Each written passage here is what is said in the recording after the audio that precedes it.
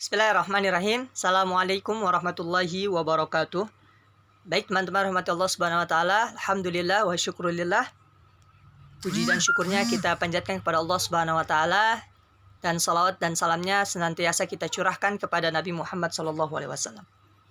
Adapun di pertemuan sebelumnya kita telah bahas seputar perniagaan yang dilakukan oleh oleh Nabi Muhammad SAW, yaitu dalam berdagang di negeri Syam yang kedua. Yang sebelumnya kita telah bahas yang pertama, kemudian setelahnya yang kemarin, baru minggu kemarin kita bahas bagaimana Rasulullah berdagang di Syam untuk yang kedua kalinya, yaitu pada usia 25 tahun yang ditemani oleh Maisarah atau pembantunya Khadijah. Adapun pada hari ini insyaallah kita akan melanjutkan materi seputar bagian D, yaitu pernikahan Nabi Muhammad SAW dengan Khadijah. Namun sebelum itu kita buka terlebih dahulu dengan membaca ayat Bismillahirrahmanirrahim. Bismillahirrahmanirrahim. Teman-teman rahmati Allah subhanahu wa ta'ala, di pertemuan sebelumnya bahwasanya Maisarah ini menceritakan kejadian yang beliau alami atau yang Maisarah alami ketika berdagang bersama Rasulullah SAW atau Nabi Muhammad SAW. Ya, setelah mendengar dan menyaksikan akhlak dari Nabi Muhammad SAW, terutama Khadijah, ya, beliau tertarik. Ya, beliau memiliki hasrat keinginan untuk menikah dengan Nabi Muhammad SAW. Karena kenapa? Karena keramahannya Rasulullah, karena keramahannya Nabi Muhammad, karena kesopanannya Nabi Muhammad, karena kejujurannya Nabi Muhammad, ya, karena kesuksesannya Nabi Muhammad dalam memimpin kafilah perdagangan pada saat itu. Ya, oleh karenanya Khadijah sangat berniat untuk menikah dengan Nabi Muhammad SAW. Ya, akhirnya beliau menyampaikan isi hatinya melalui perantara sahabat karibnya, yaitu Nafisah binti Muniyah. Ya, teman-teman bisa dilihat di bawah. Ya, sudah kakak tandai juga. Seperti itu. Adapun di halaman setelahnya, yaitu setelah disepakati oleh kedua belah pihak, baik dari pihak Nabi Muhammad maupun pihak dari Khadijah, ya, yang mana Nabi Muhammad diwakili atau ya dari pihak Nabi, yaitu dari Abu Thalib, kemudian dari pihak Khadijah, yaitu dari Amir al-Asd. Ya, oleh karenanya setelah itu keduanya menerima kesepakatan, maka dilangsungkanlah pernikahan. Seperti itu antara Nabi Muhammad dengan Khadijah binti Khuwailid, ya, yang menjadi wali nikah adalah pamannya dari Khadijah. Ya. Dengan mas kawin apa, Kak?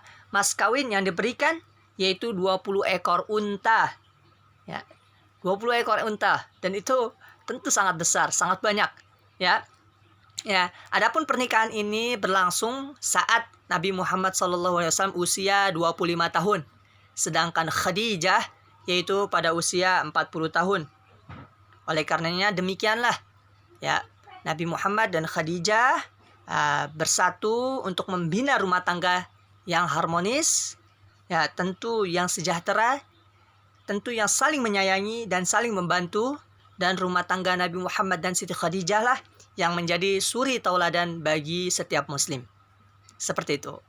Adapun dari hasil dari pernikahan Nabi Muhammad dan Khadijah, yaitu memiliki 6 orang anak, yang mana terdiri dari 2 laki-laki dan 4 perempuan.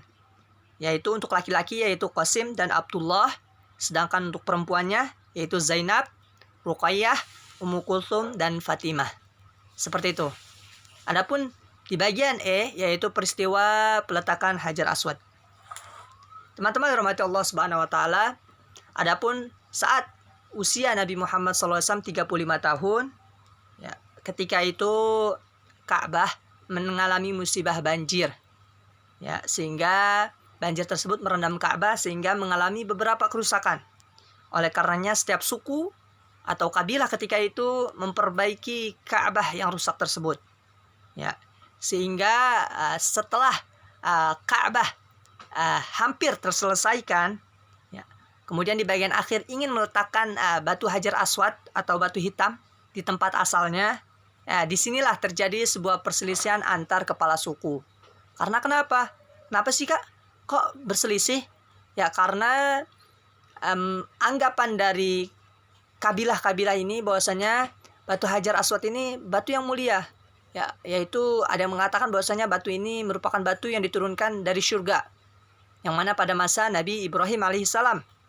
Ya, oleh karenanya mereka saling tidak mau mengalah, bahkan berselisih sampai kurang lebih hampir 4 hari. Ya, namun setelah itu akhirnya didamaikanlah oleh seseorang yang bijaksana, yaitu Umayyah bin Maghirah dari Bani Makhzum, yang mana beliau bersepakat, memberikan kesepakatan bahwasanya peletakan Hajar Aswad ini akan diberikan kepada mereka yang pertama masuk melalui pintu Safa. Nah, kemudian siapakah hakim yang akan menetapkan hal tersebut? Ya, ternyata keesokan paginya, yaitu orang yang pertama masuk dalam pintu Safa itu Nabi Muhammad SAW. Ya. Oleh karenanya seluruh pimpinan mereka sangat bergembira.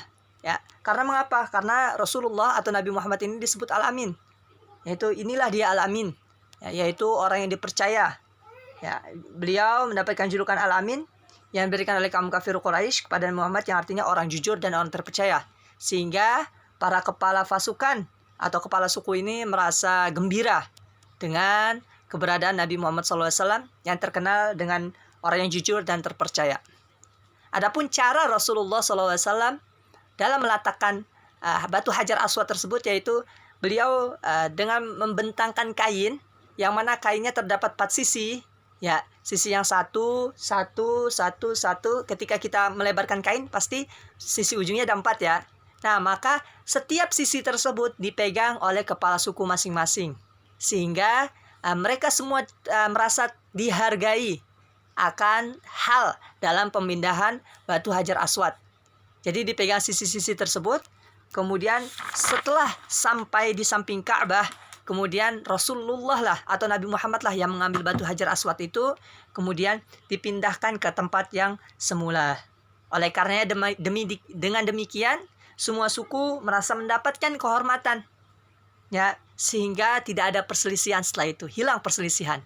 Masya Allah, ya, sangat bijak Rasulullah SAW dalam mengambil keputusan, sehingga semua suku, kepala suku maupun suku itu merasa puas dengan keputusan itu. Oleh karenanya pada saat itulah Nabi Muhammad SAW dikenal dengan orang yang cerdik dan orang yang bijaksana.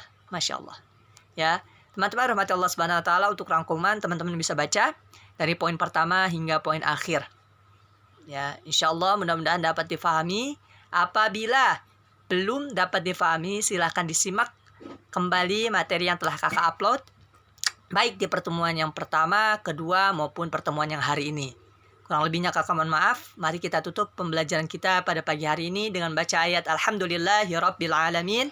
Alhamdulillahirabbil alamin. Assalamualaikum warahmatullahi wabarakatuh. Terima kasih.